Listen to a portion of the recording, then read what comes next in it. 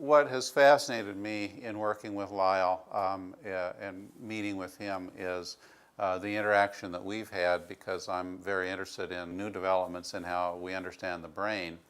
And he's been very eager and facile with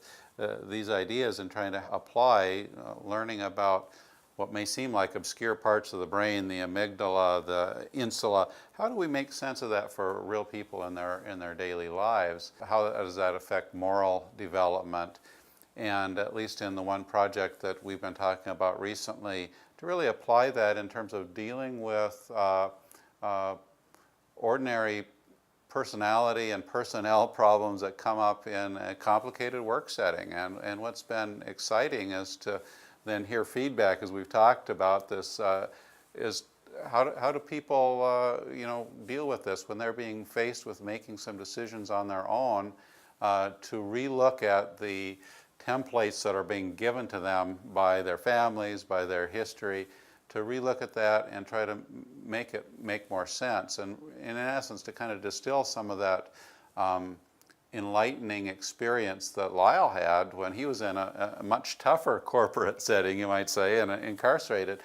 He was able to come alive, and I think what I see him as being able to do is to encourage other people to do that too. So you've worked 20 years in a social service organization and some other kind of company, and you're tired of working with the same people, and you have some of your own life problems, and you can just muddle through and keep on having problems, or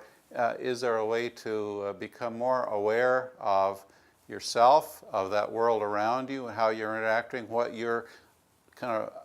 think maybe are unwritten rules, but they're written pretty hard on your brain, and what choice do you have to make some different choices? And I think he's both